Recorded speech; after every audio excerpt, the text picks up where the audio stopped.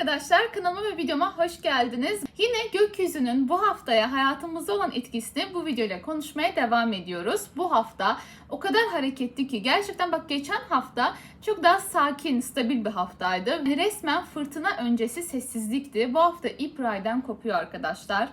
Yani böyle size şimdi astrolojik açıdan olanları söyleyeceğim, neler olacağını anlatacağım ve abartmadığımı göreceksiniz. Birincisi tabii ki güzel olanla başlayalım. Hatta bu konuyla alakalı yani bu haftayı 2 videoda anlatmak istedim. Çünkü yani sığmayacak gibi geliyor bana ama bir deneyeceğim ki bir video içerisinde bütün haftayı anlatmış da olmak istiyorum aslında size. Birincisi Jüpiter Aslan Burcu'na geçiyor. Hepimizin gözü aydın. En çok da ateş elementinin yani Aslan, Koç ve Yayların ve Jüpiter'i Aslan olanların gözü aydın.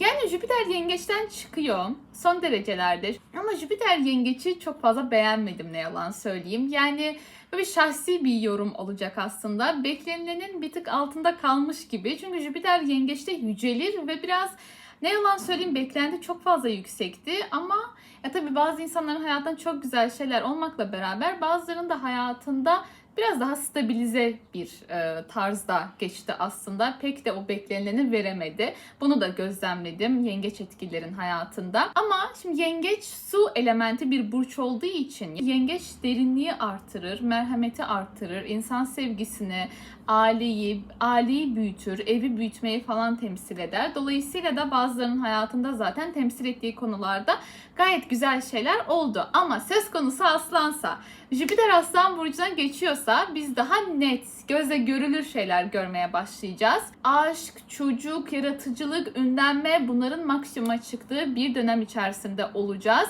Dolayısıyla da bunun keyfi bence bir başka olacak diye düşünüyorum. Buna başka bir videoda geleceğiz. Bunu başka bir zaman uzun uzun anlatırım ama burada daha kısa bir şekilde her burca hangi konuda şans getirdiğine değineceğim. Şimdi bu haftanın diğer bir olayı Oğlak Dolunayı. Bir diğer önemli gösterge ise Mars'ın Uranüs'e kavuşum yapıp ay düğümlerine yapacağı kare açı olacak ki bu da beklenmeyeni bekleme konusunda işin içerisine bir Uranüs girdiği zaman sürprize işaret eder ama Mars'ta varsa pek hoş bir sürpriz olmayacağına delalet eder. Dolayısıyla da dikkat etmemiz gereken konular olduğunu söylüyor aslında bu bize. Şimdi tek tek burç hangi konuda dikkat etmemiz gerekiyor, hangi konuda şanslı olacağız ve bu dolunay hayatımızda hangi konuda sağlam bir sistem oturtmamızı bekliyor anlatmaya başlıyorum. Sevgili Koç, birincisi tam tepende bir dolunay var. Yöneticisi Satürn de sende. Yani hayatında her ne oluyorsa kişisel olarak seni direkt etkiliyor. Yani sen olayın direkt merkezindesin. Ya dış görünüşün etkileniyor ya da kişisel karakterin yani hayatının merkezinde büyük bir olay var. Şimdi birincisi bir statü değişimi yaşıyor olabilirsin. Gerçekten böyle bir evleniyor olabilirsin ya da devlette yükseliyor olabilirsin. Hayatında devletin temsil ettiği temalarda yani çok resmi işlerde önemli sonuçlar görebilirsin. Buralarda önemli gelişmeler yaşanıyor olabilir. Bazıları askerliğini bitirip gelecek, bazıları bir atanma vesaire yaşıyor olabilir. Çünkü bunu da böyle beklenmedik yerden ani bir haber şeklinde de alma ihtimalin var. Evliysen eşinin ailesiyle, değilsen kendi aile büyüklerinle önemli gelişmeler yaşanabilir. Burada bir sorumluluk sana yükleniyor olabilir ve sen bu sorumluluğun altında acaba eziliyor muyum, acaba ben burada kendimi feda mı ediyorum diye kendi yönünü göremez bir halde olabilirsin. Bazı koçlar için sınav sonuçları açıklanacak ve nereye gideceğim, kariyer yönümü nasıl seçeceğim diye bir ikilem söz konusu olacak. Bazıları atanma haberinden dolayı yani biraz koçlar için evet bir olay var. Onların toplumdaki imajını ya da onların hayat yönünü, kariyer yönünü, hayatını, geleceğini etkileyen bir durum var. Bir sorumluluk var onlara yüklenen. Ama bu sorumluluğun getirdiği bir önümü göremiyorum ruh hali de var aslında. Bununla beraber Mars'ın Uranüs'le bir kavuşumu var. İkizler Burcu'nda yöneticisi Merkür'de retroya gidecek. Ev içerisinde aletlerin bozulması. Buradan biraz dikkat de etmeniz gerekiyor. Mesela elektrik çarpması gibi durumlara elinizde patlamasın. Yani bu tarzda durumlara biraz dikkatli olmanız gereken bir hafta içerisindesiniz. Bununla beraber evin içerisinde bir takım eski meseleler gündeme gelebilir. Biraz daha böyle eski kırgınlıkların hatırlandığı ya da ev içerisinde kardeşlerin birbirine biraz girdiği, eski muhabbetlerin ön plana çıktığı durumlarla uğraşabilirsiniz. Beklenmedik bir haber alabilirsin, beklenmedik bir söz duyabilirsin. Yani biraz böyle bir Uranüs işin içinde olduğu için bir sürpriz var işin içinde. Bizi şaşırtan bir takım durumlar var. Ama bunun da sanki geçmişten kapanmayan ya da halı altına süpürülmüş meselelerin gündeme gelmesiyle de bir alakası var gibi gözüküyor. Aynı zamanda araba kullanan, trafiğe çıkacak olan koçlarda yolda gereksiz tartışmalara sakın girmeyin. En girmemesi gereken burçların başında sen geliyorsun. Şimdi bununla beraber bu haftanın en tatlı olaylarından biri de Jüpiter'in burç değiştirmesi, Aslan'a geçmesi. Çünkü Jüpiter demek şansın gezegeni demek ve bir sene boyunca hangi konuda şanslı olacağımızı anlatıyor. Aşk hayatında şanslı olacaksın. Hayatımın aşkı dediğin insanla bir sene içerisinde tanışma ihtimalin çok yüksektir. Aynı zamanda böyle hobiler, ünlenme, şans, yani bunlardan yana ve buralardan gelecek olan maddi kazançlar konusunda da son derece kısmetin açık olacağı bir sene içerisinde girdin diyebilirim. Senin de gözün aydın. Umarım bu hafta hepimize güzellikler getirir. Şimdi gelelim boğa ve yükselen boğalara. Sevgili boğalar, sizin için bu hafta içerisinde bu oğlak dolunayıyla beraber resmi bir yerden gelecek bir sonuç var. Ama ne konuda? Akademik bir alanda mesela. Akademik bir alanda bir sınavınızın sonuçlanması ya da bir atanma bekliyorsun. Oradan bir cevap gelmesi, bir eğitimi bitirmek ve bu eğitimin devletle alakalı bir yere seni götürmesi. Bununla beraber eğer kardeşin varsa kardeşin evleniyor olabilir. Sen hayatında ikinci evliliğini yapıyor olabilirsin. Çünkü bu alan burayı da tetikliyor ve işin içerisinde bir oğlak teması varsa bir statü teması da vardır aslında. Akademik, ticaret, medya, televizyon alanındaysan ve işin içerisinde resmi kurumun ve devletin de olduğu bir alandaysan burada önemli gelişmeler ve senin hayrına pozitif gelişmelere son derece açık gibisin. Bununla beraber yurt dışından bir cevap bekliyorsun. Yurt dışında belki sağlam bir iş kurmak istiyorsun ya da oraya taşınmak istiyorsun. Bu oğlak dolunayı bununla beraber bu konulardan da seni destekleyecek gibi gözüküyor. Ancak burada Neptün'ün bir karesi de var ki arka planda. Hayatında ne konuda bir sistem oturtuyorsan, ne konuda bir gelişme yaşıyorsan bunu sanki susman gerekiyor. Sanki çok fazla dile getirmemen, anlatmaman gerekiyor. Stratejik bir suskunluğun sana hayrı var bu ara sevgili boğa. Hamlelerini çok fazla paylaşmamanın. Ruhsal değişime de çok fazla açık olacağın bir hafta olacak. Yani ruhsal modun çok fazla değişecek. Belki arka planda bir işler dönüyor. Belki psikolojik açıdan biraz zorlanacağın bir zaman dilimi olacak. Akraba meseleleri, geçmiş konular bu ara zihnin pek karışık olacak gibi. Merkür de bu alanda zaten retroya gidiyor. Yeni bir başlangıç yapmaman lazım. Önemli işlerin altına imza atmaman lazım. Evliliktir, nikahtır, ticarettir, sözleşmedir. Buralarda önemli girişimler yapmaman lazım. Çünkü bu elinde patlak verme ihtimali çok yüksek işler olur. Genel olarak da yarım kalacak işler olur. Yani biraz hassas davranabilirsin, alıngan davranabilirsin, yanlış anlamaya çok fazla yatkın olabilirsin. İyi ihtimalle ne yapman gerekiyor? Yarım kalmış bir eğitimin vardır, uzun zamandır veremediğin, geçemediğin bir sınavın vardır. Onu verirsin, onu geçersin ya da yakınım dediğin insanlarla geçmiş mevzular çok fazla gündeme gelebilir. Yani tekrar onları konuşmak durumu, akrabalarla tekrar bir takım meselelerin gündeme gelmesi ve bunların oturup tartışılıp tekrar bir sonuca varılması gibi bu bir ay içerisinde bu tarz ailevi geçmişle alakalı temaların hayatında aktifleşeceği bir zaman dilimi olacak gibi. Ancak bununla beraber Mars'ın Uranüs'te bir kavuşumu var ki senin için maddi alanda gerçekleşiyor. Bazı boğalar hiç beklenmedik yerlerden gerçekten güzel paralar kazanabilirler. Ancak bu parayı çok da harcarlar. Yani para gelir de gider de, ne yalan söyleyeyim. Yani burada çok hızlı çalışan bir sistem olacak. Çok aktiflik olacak aslında. Yani hiç beklemediğin yerden güzel para kazanırsın mesela. Ama hop diye harcarsın. Hiç beklemediğin yere gider. Çocuğun için harcarsın. Sevgiline hediye alırsın, gezersin, tozarsın, elinden çıkar yani. İnternet, sosyal medya üzerinden dolandırıcılıklara dikkat etmen lazım. Teknolojik aletleri sakın almaman lazım. Bozuk çıkabilir, param boşa gider. Bu tarzda şeylere de çok fazla açıksın sevgili boğa. Farkındayım, çok iç açmadım. İşin biraz tatlı kısmına gelelim. Jüpiter Aslan burcuna geçiyor. Jüpiter'in Aslan burcuna geçmesi senin için köşe evlerden bir de yerleşmesi demek. 4. evine gelen bir Jüpiter seni ev, aile konusunda çok fazla destekler. Evin büyür, ailen büyür, yeni bir ev almak istiyorsan ev alabilirsin. Ailen bir çocuk neşesiyle büyüyebilir gerçekten de. Evine bir çocuk neşesi girebilir. Bununla beraber bazı boğalar evde otururken ünlenebilirsiniz. Gerçekten evden çalışma, yani böyle evin size şans getirmesi, bolluk bereket getirmesi gibi bir etki olacak hayatınızda bir sene boyunca özellikle. Ev, aile, toprak, arsa konularında, çoluk, çocuk, aşk konusunda sizin de şanslı olacağınız bir zaman dilimi olacak. Umarım size de güzellikler getirir. Gelelim ikizler ve yükselen ikizlere. Sevgili ikizler, bu haftanın başrollerinden bir de sensin. Çünkü Mars'la Uranüs sende kavuşum yapacak. Bu çok önemli bir olay. Bu senenin en önemli olaylarından biri ama önce konumuz Oğlak Dolunayı.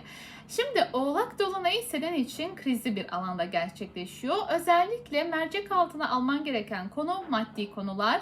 Birincisi alacak verecek borçlar, kredi, miras, nafaka ve vergi temalarına bir şöyle göz önüne alıyorsun ve hangi konudan bir problem çıkma, pürüz çıkma ihtimali olduğunu düşünüyorsan gözünü oraya dikiyorsun. Çünkü buradan bir patlak verme durumun var. Bir de Merkür de zaten senin için maddi alanda retro yapacak. Dolayısıyla bir borcunu unutmuş olabilir misin? Vergi konusunda gözünden kaçırdığın bir şey olabilir mi? Ya da ne bileyim, yani işin içinde bir devlet var. Oğlak demek devlet demek, sistem demek. Yani dolayısıyla da burada sistemde bir yanlış olabilir mi? Ve senin gözünden bir şey kaçmış olabilir mi? Merkür yavaş yavaş gölgeli günlerine girdi ve gerçekten para konusunda bir şey gözden kaçırmış olma ihtimalim var. Mesela bir arkadaşın senden borç isteyebilir. Senin burada stratejik davranman lazım. Yani çünkü orada bir Pallas detayı var. O borcu vereceksen de stratejik bir bakış açısıyla vermen gerekiyor. Diğer bir ihtimalde bir operasyon geçirme durumun olabilir. Dizlerin çok hassas olabilir. Bundan dolayı bir ameliyata girme durumun olabilir ve bu da senden bir para çıkmasına sebep olabilir gibi. Ancak bazı yükselen ikizlerse bu süreçte doğum yapacak ve anne olacak. Çünkü Oğlak demek statü demek. 8. ev bizden çıkanları anlattığı gibi bir çocuğun da dünyaya gelmesi de anlatıyor arkadaşlar. Şimdi Mars'ın Uranüs'te kavuşum yapmasıysa ani gelişen durumlara açıklık demek. Şimdi doğum yapacaklar için belki doğum biraz erken olabilir. Mesela tabii burada kimseyi tedirgin etmek gibi bir niyetim yok ama hani böyle beklemiyordum bir anda geldi durumu söz konusu olabilir. Başka bir alternatifte ani kazalara açıksınız. Yani biraz dikkat etmeniz lazım. Kolunuza, bacağınıza, ne bileyim elektronik eşyalarınıza bir tık daha dikkatli olmanız gereken bir süreçtesiniz. Sakatlıklara aman dikkat sevgili ikizler. Ve sizin için nasıl bir süreç biliyor musunuz? Yani çok hızlı karar verip çok hızlı harekete geçme süreci aslında. Ve Merkür de retro olduğu için bu kararlar biraz riskli kararlar. Yani bir tık daha duraksamanızı gerektirecek kararlar sanki. Ama siz sanki böyle birden, yani ben evdeki düzenden, bu alışılmış sistemden, hep böyle bize dayatılan şeylerden sıkıldım, ben kendi yoluma gidiyorumu yapabilirsiniz bu hafta içerisinde. Çok radikal bir kararla iş değişimi, kariyer yön değişimi, hayatınızda farklı bir noktaya gitme ya da imaj değişikliği yapabilirsiniz. Gerçekten de böyle ikizler için sıkıldım ben deyip her şey böyle yıkıp geçme enerjisi var. Yani topladın birden patlayacaksın gibi. Yani bu bir tık riskli. Merkür maddi alanda gerilemeye başlayacak ki Merkür sizin yönetici gezegeniniz. Dolayısıyla sizi direkt etkiliyor. Bu sizi geçmişten beklediğiniz bir paranın gelmesi, kendinize verdiğiniz değer konusunda geriye dönüp biraz düşüneceksiniz. Eski sayfaları biraz çevirip okuyacaksınız tekrar. Bununla beraber eski müşterileriniz geri dönebilir. Eskiden beri birine borç verdiyseniz bu geri dönebilir. Buradaki yarım kalmış meselelerin tamamlanacağı da bir zaman dilimine girdiğiniz gibi gözüküyor. Umarım bu hafta size güzellikler getirir. Gelelim yengeç ve yükselen yengeçlere. Tam karşında Oğlak Burcu'nda bir dolunay var ki bu da senin ilişki hayatını etki altına alıyor. İlişkinde devam mı tamam mı sorularının cevabını vereceksin aslında. İlişkisi olanlar bir ileriye doğru adım atabilirler. Bazıları evlilik teklifi alır, sevgilisinin ailesiyle tanışır. Bu gibi durumlara da çok fazla açıksınız bu arada. Ancak bunu yaparken zihninizde acaba doğru mu yapıyorum sorusu sizi bütün hafta rahat bırakmayacak gibi. Yani nasıl desem, bir taraftan bir adım atıyorum ama bu kişi o kişi mi sorgulaması. Yani zihinsel olarak geleceğinle alakalı kaygıların da olacak gibi gözüküyor. Yani burada akışkan bir enerjiden çok evet bir adım, bir resmileşme durumu var ama benim de kafam çok karışık gibi gösteren bir imaj var. Merkür de zaten sende gerileyecek. Sen biraz zihinsel olarak içine dönüp çok fazla geçmiş konuları tartacaksın, düşüneceksin. Bir kararsızlık var sanki senin zihninde ama dile getirmekte sanki zorlanıyorsun gibi. Bu kararın yanlış olduğunu göstermez, sadece kafanın karışık olduğunu anlatır. Burada farklı bir alternatifte ise bazı yengeçler devlet alanında gerçekten sağlam temelli bir işe kabul alabilirler. İş başlangıcı yaşayabilirler. Yine onların acaba doğru bir yerde miyim, doğru işimi yapıyorum, mutlu muyum gibi sorgulaması da olacak. Bu da bu haftanın etkisi, öyle diyeyim. Bu dolunayın böyle bir enerjisi var. Hiç hayatında bu anlattığım tarzda şeyler olmaz. Böyle iş yerinde senden büyük veya tecrübe olarak senden daha üstün birinin seninle uğraştığını görebilirsin. Bu dolunay bundan dolayı seni acaba ben buradan çekip gitsem mi, ben burada hiç mutlu değilim bakış açısına sürükleyebilir. Mars arka planında Uranüs'te kavuşum yapacak. Bu da seni zihinsel olarak böyle arka plan bilinçaltında çok fazla dolmaya teşvik ediyor. Bu aralar çok uykusuz kalabilirsin. Uykularını çok fazla kaçırabilir. Geceleri çok çalışıyor. Enerjiyi çok geceye sarf ediyor olabilirsin aslında. Bir gecede hayata bakış açın değişebilir. Gerçekten abartmıyorum. Hani büyük resme odaklanmanı istiyorum senden. Çünkü birden aslında hayatın o büyük resmini görebilirsin. Çok manevi bir yönden de destekleneceğin bir zaman dilimi olacak. Bu hafta içerisinde Jüpiter'in Aslan Burcu'na geçmesi ve Yengeç Burcu'nu terk etmesi senin şansın biteceği anlamına asla gelmiyor. Maddi açıdan desteklenmeye başlayacaksın. Hayatında maddi konularda inanılmaz bir bolluk bereket gelmeye başlayabilir. Çok fazla destekleneceğin bir zaman dilimine, yani aslında bir senelik döneme girmiş bulunmaktasın. Umarım bu hafta sana da güzellikler getirir. Sevgili aslanlar, birincisi Jüpiter size geldi. Şöyle bir gözünüz aydın. Bir sene boyunca şansın, bolluğun, bereketin gezegeni sizde olacak ve bu sizi her anlamda iyi etkileyeceğini düşünüyorum. Arka planınızdan çıkan Jüpiter size bir güzel gelecek diye düşünüyorum. Hatta girdiği ilk günden itibaren 30 Haziran itibariyle girecek Jüpiter Aslan Burcu'na. Ama bunu daha çok konuşacağız. Çünkü bir sene boyunca orada kalacak. Şimdi odaklanacağımız başka temalar var. Birincisi Oğlak Dolunayı. 6. evinizde Oğlak Burcu'nda bir dolunay gerçekleşecek ki iş hayatınızda önemli gelişmeler olabilir. Burada bir işin sonuna geliyor olabilirsiniz. Bir projeyi sonuçlandırmak ve teslim etmek. Bu akademi alanında da olabilir. Yani bir tezinizi bitirip artık teslim ediyorsunuz ve orada bir sonuçlanma var. Ya da ama mesela tedirgin olduğunuz durum da var. Sizi belirsizliğe, bir arada iki derede bırakan durumlar var. Bu da akademi alanında hocalarınızdan kaynaklı olabilir ya da iş hayatınızda mesela bir projeyi sunuyorsunuz ama bu süreçte de bir sanki karşı taraf sizi biraz belirsizliğe sürükleyebilir. Yani karşı tarafın yorumu sizi bir tık daha böyle bir diken üstünde tutmaya çalışıyor gibi. Burada asla bu tuzağa düşmüyorsunuz. Stratejik davranıyorsunuz. Bakın, stratejik, tam böyle bir akıl oyunu oynamanız gerekiyor aslında. Bunu yapabilenler kazanacak. Çünkü sizin bunu daha çok böyle akademi alanda ya da iş hayatınızla alakalı alanda, medya, televizyon alanında çalışıyorsanız o konuda yapmanız gereken durumlar var. Bununla beraber günlük yaşamınızda bir sistem kurmaya çalışıyorsunuz. Ancak belki hukuki meselelerden ötürü, oradaki belirsizlikten ötürü çok günlük yaşamınızdaki o büyük resme odaklanmakta zorlanıyorsunuz. Ve 6. evde gerçekleşen bir dolunay varsa yeme içme düzenini neden değiştirmek olmasın diyorum. Özellikle kilo vermek isteyen yükselen aslanlar.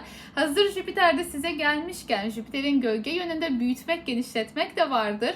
Dolayısıyla biraz sizin de dikkat etmeniz gereken, yediğinize içtiğinize özenli olmanız gereken bir zaman diliminde olacaksınız. Ve neden şöyle bir girer girmez diyete oturmak olmasın ki? Ya da neden bir spor yapmaya başlamayasınız ki? Bu konuda sizi çok böyle sağlam ve kararlı olacağınızı düşünüyorum ve bu dönemde bu konularda eğer bir başlangıç yaparsanız Oğlağın enerjisiyle gayet de disiplinli olacağınıza inanıyorum. Ancak bununla beraber sağlık temalarında da dikkat etmeniz lazım. Özellikle dizler, mide konusunda hassas olabilir. Mars'ta Uranüs'te öyle bir alanda kavuşum yapacak ki sizi bu hafta en çok dostlarınız şaşırtacak. Burada ummadık, beklenmedik haberler alabilirsiniz. Merkür de burada yavaşlıyor. Yani Merkür de burada 12. evinize geriye gitmeye başlıyor. Bu da sizi eski anılar, eski hikayeler de, sevgililer de pek böyle bir düşüneceksiniz gibi gözüküyor. Yani biraz böyle mesela rüyalarınızda eski geçmişe dair şeyleri daha fazla görmeye başlayabilirsiniz. Ya da zihinsel olarak daha fazla bir aileye özlem, geçmişe özlem.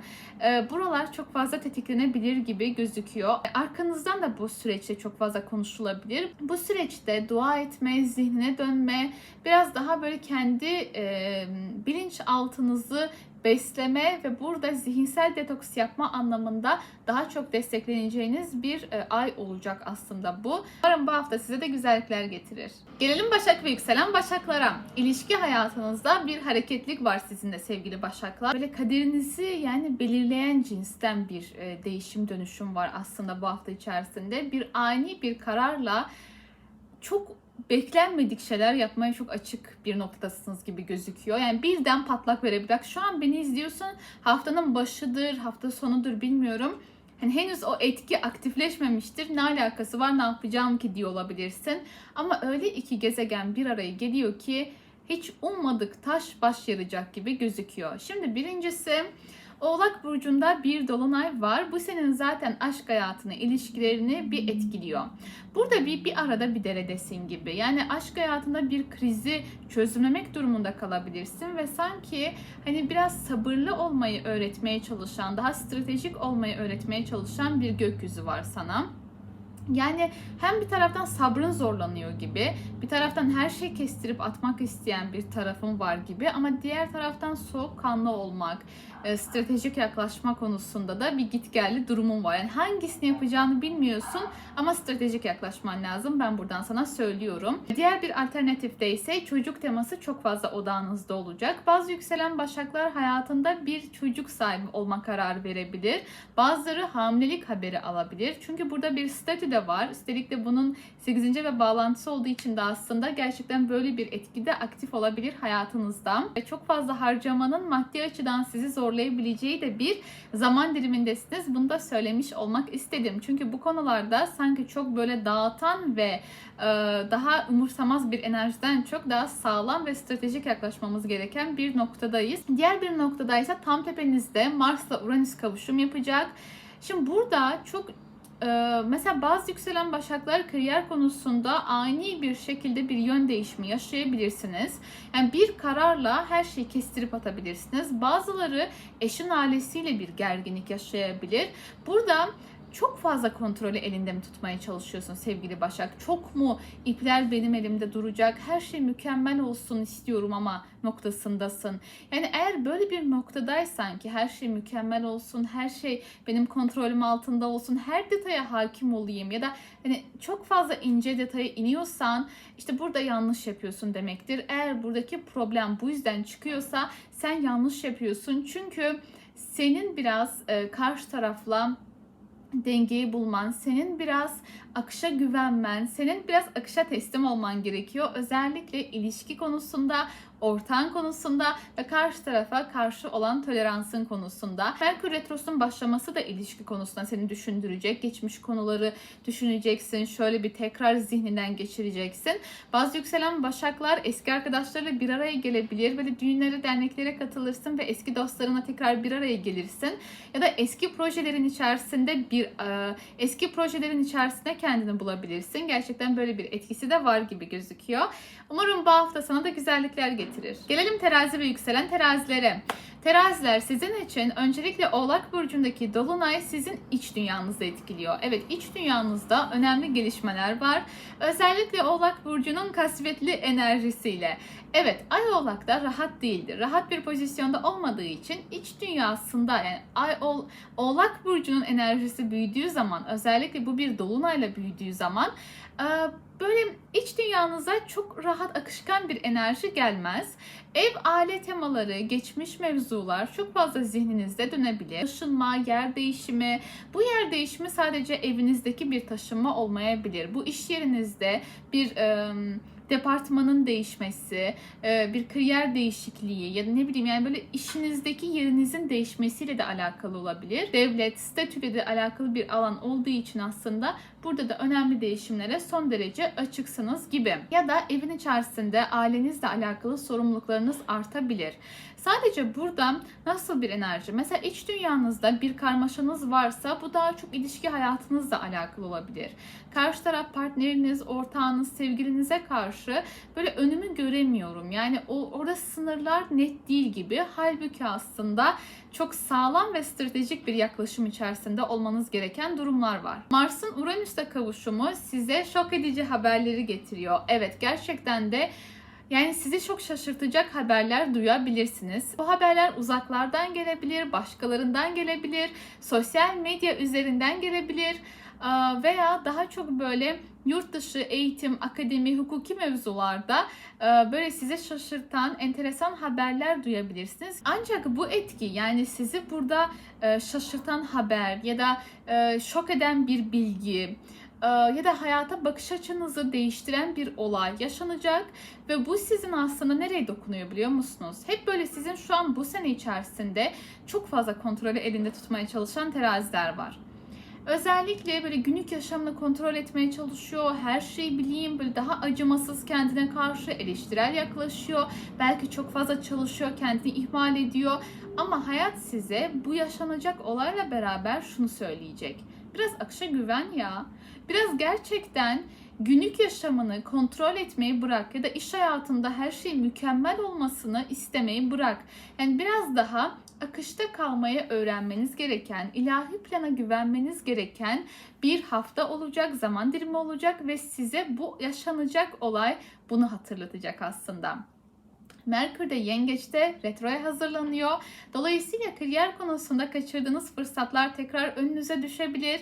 Aile büyükleriyle geçmiş meseleler gündeme gelebilir. Patronunuzla da yanlış anlaşılmalara pek açık olacaksınız. O yüzden sözlerinizi tartarak konuşmaya çalışın. Eğer işinizde yarım bıraktığınız bir proje varsa bunu da tamamlamak durumunda kalacaksınız gibi. Umarım bu hafta size de güzellikler getirir. Gelelim Akrep ve yükselen akrepleri. Sizin için Oğlak Burcu'ndaki Dolunay yakınlarınızla alakalı önemli süreçleri işaret ediyor. Kardeşiniz, yakınım dediğiniz insanlarla alakalı önemli gelişmeler, haberler söz konusu olabilir bu hafta içerisinde. Bununla beraber bir eğitimi bitirebilirsiniz. Önemli bir sınavınızı verip artık bunu günlük yaşamınızdan bu durumu çıkarabilirsiniz mesela. Bir tatil planı, seyahat planı ya da devletten beklediğiniz bir haberin gelmesi gibi durumlara da son derece açık olacaksınız. Ticari bir sözleşmenin imzalanması, iş hayatınızı etkileyen bir durumun gerçekleşmesi gibi durumlara da son derece açık olacağınız bir hafta içerisindesiniz. Yönetici gezegeniniz Mars bu hafta sert bir kavuşum yapacak. Uranüs'te 8. evinize kavuşum yapacak ki bu da hayatınızda bir kriz durumu söz konusu olabileceğini işaret ediyor. Özellikle maddi konularda sürpriz gelişmelere açık olacaksınız. Bir harcamanız olabilir, beklenmedik bir harcama olabilir. Bu mesela arabayla alakalı bir harcama yapabilirsiniz bu hafta içerisinde ya da bir operasyon geçirebilirsiniz. Bununla alakalı bir para çıkışı söz konusu olabilir. Veya diğer bir alternatifte ise hukuki bir sürecin sonuçlanması ve burada belki bir para girişi ya da bir para çıkışı, bir tazminat vesaire gibi durumlara da açık olacağınız bir hafta. Evet, farkındayım, çok iç açmadı bunlar ama 8. ev varsa işin içinde bu bizden çıkanları anlatır. İşin içinde bir Uranüs varsa beklenmedik yerden oluşacak bir harcamayı da anlatabileceğini gösteriyor aslında. Ancak Merkür de retroya gidecek. Burada sizin yarım kalmış bir seyahat planı, bir yurt dışı planınız, vize, pasaport işleriniz varsa ya da hukuki bir süreciniz varsa uzun zamandır üzerinde çalıştığınız veya bir türlü sonuçlanmayan, bunun tekrar masaya yatırılması ve buradan pozitif bir cevap çıkması gibi durumlara son derece açık olacağınız bir haftada olacaksınız. Jüpiter'in Aslan Burcu'na geçmesi ise kariyer ve iş konularında sizi son derece destekleyecek gibi. Umarım bu hafta size de güzellikler getirir. Bu dolunay maddi konuları odak noktanıza getirecek sevgili yaylar. Özellikle ektiğinizi biçeceğiniz bir zaman dilimi olacak. Eğer Burada özellikle resmi kurumlar, devlet, sistemli bir işiniz varsa buradan güzel bir para girişi olabilir hayatınızda. Sadece tam karşınızda Mars'ın Uranüs'te bir kavuşumu var ki karşı taraf size şaşırtıyor gibi gözüküyor. Ne anlamda? Birincisi, bir ilişkin varsa. İlişkinde, bir de şunu söylemeden geçecektim az kalsın. Şimdi maddi konularda evet bir para girişi var ama çok fazla risk almaman lazım. Alacağın riskte ya da yaptığın girişimde ayağını yere sağlam basman lazım. Stratejik ve soğuk planlı olman lazım. Yani önünü göremezsen burada risk de var aslında işin içinde. Şimdi diğer bir noktada Uranüs'ün Mars'la bir kavuşumu var. Bu da senin karşında duran insanları anlatan bir noktada. Birincisi, ilişkin varsa sevgilin seni bu süreçte çok şaşırtabilir. Ani beklenmedik sözler, haberler, hareketler, davranışlar görebilirsin ondan. Bir ortağın varsa bunu ortağınla yaşayabilirsin. Ancak diğer bir alternatifte sana iş veren kişi ya da seninle birlikte çalışan insanlar böyle söyleyip sonra farklı davranması gibi durumlara da açık olacaksın. Ancak bu seni nereye sarsıyor biliyor musun? Burada bir olay oluyor. Yani sen karşı taraftan beklenmedik şeyler duyuyorsun, haberler alıyorsun ya da hiç ummadığın bir hareket görüyorsun. Bu senin kariyer konusundaki mükemmeliyetçi yapını sarsacak. Yani sen kariyer konusunda çok fazla mükemmeliyetçi, detaycı, eleştirel, çok ince eleyip sık dokuyan bir yapın vardı. Ve şimdi orası öyle bir sarsılacak ki sen şunu anlayacaksın. Ya ben biraz kendi içime mi dönsem, ben biraz kendi içimde kendime karşı şefkatli mi yaklaşsam, çok mu fazla kendime yüklendim acaba diyeceksin. Ve biraz kendi köklerine, ailene, yuvana, kendi içine karşı, iç dünyandaki şefkatli ruhuna sığınmak isteyeceksin aslında. Bununla beraber bir Merkür Retrosu da yaşayacağız ki bu Merkür Retrosu gözden kaçırdığın bir borcun, bir ödemen varsa bunu tamamlaman adına gerçekleşiyor. Mesela vergi ödemeler konusunda ekstra dikkatli olman gereken bir süreç. Bir operasyon varsa girmen gereken, sürekli ertelediğin, burada bu sürece odağını vermen gereken durumlar olacak. Veya senin hayatında hiç böyle bir durum olmayacak. Eşinin hayatında maddi konularda biraz beklenmedik ve tamamlanması gereken gelişmeler yaşanabilir. Bu gibi durumlara son derece açık olacaksın gibi. İyi ihtimalle ne yaparsın biliyor musun bu Merkür Retrosu'nda? Hep böyle izleyeceğim diye kaydettiğin gizemli, merak uyandıran dizileri, filmleri izlemeye başlarsın. Umarım gerçekten böyle basit çalışır hayatında. Umarım bu hafta sana da güzellikler getirir. Evet, ışık o kadar fazla değişti ki yani ben de artık bir kararsız kaldım gibi. Ve sürekli bir saçımı değiştirdim, durdum. Şimdi oğlaklara geçiyorum anlatmaya. Sevgili oğlaklar, bir kere dolunay sende gerçekleşiyor. Dolayısıyla her noktadan çok güçlü bir etki altındasın. Birincisi kendi dış görünüşün, hayata bakış açın, ilişki hayatın, çok fazla odak noktanda ve çok fazla böyle bir etki altında aslında önemli bir dönemeç içerisindesin. Çünkü Merkür ilişki alanında da bir retro yapacak. Evliysen eğer eşinle geçmiş meseleler çok fazla gündeme gelebilir. Eğer değilsen eski sevgilin kapını çalacak gibi. Yani bu retro öyle bir retro ki ekslerin en fazla döndüğü retro olacak arkadaşlar. Çünkü bu bir yengeç retrosu. Ve yengeç etkisi, yani öyle eksleriniz döner ki, öyle eski sevgileriniz döner ki hani ben bunu hatırlamıyorum, bu nereden çıktı diyeceğiniz insanlar olabilir. Çünkü yengeç demek çok eskiye de dönmeyi anlatır aslında. Bu durumda böyle etkilere çok fazla açıksınız. Bunu söylemiş olmak istedim.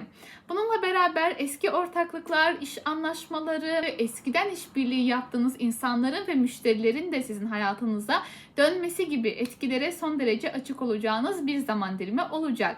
Mars-Uranüs kavuşumu yaşayacağız ki bu da sizin için iş hayatınızı etkileyecek bir noktada olacak. İş hayatında ani beklenmedik gelişmeler, ani iş değişimi, böyle bir karar değişiklikleri gibi durumlara açıksınız. Burada bir takım gerilimler de yaşayabilirsiniz. İş arkadaşlarınızla, iş yerinizde ani hiç beklenmedik gerilimlere de çok fazla açık olacaksınız gibi. Aynı zamanda günlük yaşamınızda birdenbire değiştirecek bir durum söz konusu olabilir. Bunun sebebi neyle alakalı biliyor musunuz? Demek ki siz hayata bakış açınızda aslında yani sizin hayatınızda ne oluyorsa, bu retro sizin iş hayatınızı etkiler, sağlığınızı, günlük yaşamınızı etkiler. Dolayısıyla da ani sakarlıklara dikkat etmeniz gereken, spor yapıyorsanız da çok fevri hareket yapmamanız, çok ani hareket yapmamanız gereken bir zaman dilimi sizin adınıza. Ancak bu retro, yani buradaki bu ani beklenmedik durumun anlatmaya çalıştığı şey o bakış açınızdaki materyalist, fazla gerçekçi ve bazen sert olabilecek, fazla eleştirel yaklaşımı kırmanız gerektiğini anlatıyor. Yani biraz da şefkatli, akışa güvenen, daha böyle duygusal da bir bakış açıdan zarar gelmez, yakınlarınıza karşı yaklaşımınızdaki şefkatten kimseye bir zarar gelmezi anlatıyor aslında. Yani verdiğiniz kararlarda da, konuşma tarzınızda da biraz o materyalist ve sert yapıyı aslında buradaki sertlikten aslında buradaki sertlikten kastım biraz daha fazla gerçekçiliğin can yakması gibi, durumu kırmanız gerektiği için aslında bunlar yaşanıyor gibi hayatınızda. Umarım bu hafta size de güzellikler getirir. Gelelim kova ve yükselen kovalara. Sevgili kovalar, arka planınızda bir dolunay var. Sizin için biraz dikkat diyeceğim bir hafta içerisindesiniz maalesef ki. Çok fazla arkadan kuyunuzu kazabilirler. Özellikle resmi kurumlar, devletle alakalı bir işiniz varsa sağlama almanız gereken durumlar var. Bununla beraber alacağınız bir haber, kardeş, akraba, yakın çevreyle alakalı bir takım durumlar sizi zihinsel olarak zorlayabilir. Psikolojinizi sağlam tutmaya çalışın. Göze, nazara açık olacağınız bir zaman dilimi olacak. Bazı kovalar için yurt dışı ile alakalı bir takım gelişmeler söz konusu olabilir. Dolunay sizin uykularınızı kaçırabilir. Bununla beraber Mars'ın Uranüs'e kavuşum yapması, maddi konulara özenli ve dikkatli olmanız lazım. Bu hafta yatırım yapayım, gideyim risk alayım, spekülatif bir işe gireyim falan sırası değil. Yani gerçekten yatırımlarınızı maddi konularda çok daha sağlam adımlar atmanız lazım. Buradan bir patlak verebilirsiniz, bir kayıp yaşayabilirsiniz. Beklenmedik durumlara açıksınız. Sadece kötü olmayabilir. Evet, iyi, çok pozitif de olabilir ama burada bir sürpriz var. Bu sürpriz iyi de olabilir, kötü de olabilir. Ancak dolunay arka planınızda olduğu için ben burada biraz daha sağlam adım atmanız taraftarıyım aslında. Aşk hayatınızda da sürpriz gelişmelere son derece açıksınız. Birdenbire yıldırım aşkına tutulabilirsiniz. Birdenbire var olan ilişkinizi kestirip atabilirsiniz. Aynı zamanda çocuk konusunda da ani çocuk haberlerine, hamilelik haberlerine siz de çok fazla açıksınız gibi. Ancak bu sizi maddi konuda sanki biraz sıkıştıracak. Her ne oluyorsa ya psikolojik açıdan, mesela bir ilişki başlangıcında psikolojik açıdan uyum sağlamakta zorlanabilirsiniz. Bir çocuk haberi maddi konuda sizi acaba ne kadar sağlam bir temele sahibim, ne kadar buradaki bu harcamaları yönetebilirim tarzında bir ikileme düşürebilir. Ve Merkür Retrosu'ysa sizin için iş hayatına gerçekleşiyor. Eski iş anlaşmaları, bağlantılarının tekrar gündeme gelmesi, eskiden sizinle bağlantıya geçip sonra bağlantısı kopan insanların iş vasıtasıyla bağlantısı kopan insanların tekrar size dönmesi, araması, sizinle iletişime geçmesi gibi durumlara son derece açıksınız. Mide problemleri, sindirim problemleriniz varsa bunlar tekrar tetiklenebilir. Dolayısıyla da beslenme şeklinize dikkat etmeniz lazım. Biraz eski düzeninizi ama daha sağlam bir şekilde oturtmanız lazım. Sağlık konusunda biraz hassas olacağınız bir zaman dilimi olacak gibi bu ay içerisinde. Ama umarım bu hafta size güzellikler getirir. Hafta içerisinde sizin için artı bir durum. Tam karşınıza bir Jüpiter'in geçmesi.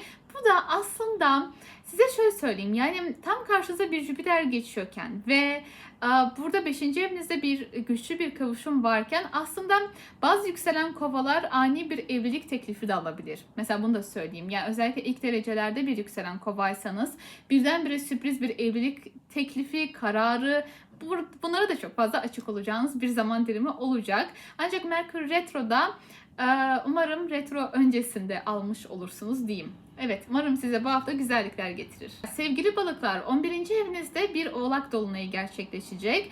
Daha çok gelecek hayalleriniz, hedefleriniz, burada sağlam bir temel oturtma adına bir bakış açınızda bir değişiklik olacak.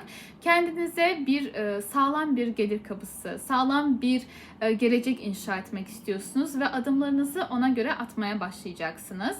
Mars'ın Uranüs'e kavuşum yapması aile alanınıza gerçekleşiyor ki aile içerisinde ani tartışmalara, biraz böyle ucu sonu belli olmayan gerilimlere açıksınız gibi. Sözlerinize, konuşmalarınıza dikkat etmeniz gereken bir süreçte olacaksınız.